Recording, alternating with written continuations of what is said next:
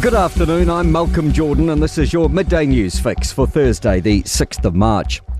The government's committing to lowering the age of bowel screening to 45, but hasn't put a time frame on when it'll achieve that. The Minister of Health's announced the first step will be rolling out availability to all Kiwis from the ages of 58 to 74. That's down from 60. Health Minister Simeon Brown says as access to colonoscopies builds, there will be further decisions to lower the age further. Today's about setting the direction of where we're going. We want to match Australia, but actually there are some resource and constraints in the meantime. Māori and Pacifica, who started the program at 50 under a pilot from the previous government, will still be able to continue.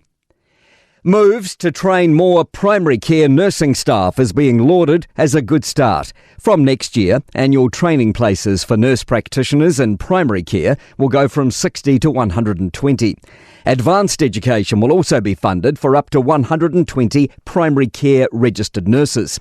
College of Nurses Executive Director Kate Weston says the sector's also been vocal about wanting nurse practitioners' support to parallel that of GPs. Particularly in those first couple of years as beginning practitioners, that they are supported with ongoing vocational learning.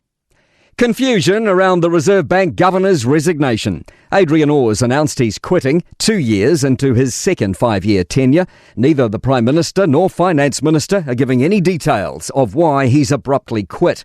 New Zealand Herald's business editor-at-large, Liam Dan, says it's not what we expect of a central bank. They have to project stability, and you really want a long notice period and an orderly handover is really what's expected.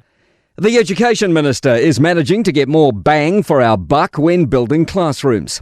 Erica Stanford says they've brought the cost of each classroom down by more than $300,000 and are delivering 35% more classrooms. She says it means we have more to spend on maintaining our schools. I'm going to have some announcements over the next few weeks that we're able to now do because of the fact that we've been so efficient. A renewed push for the Commerce Commission to consider banning card payment surcharges.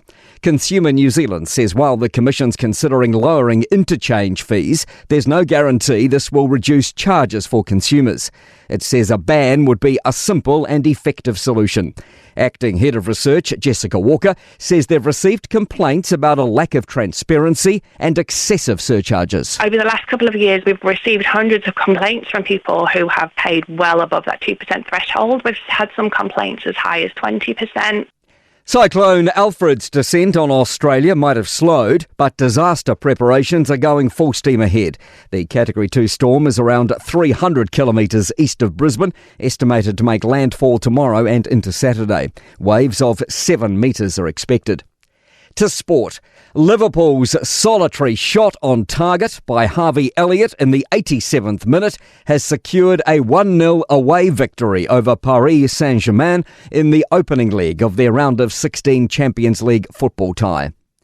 Governing body FIFA will pay a total prize money of $1.75 billion to participants in the Club World Cup taking place in the United States this year, featuring Auckland City.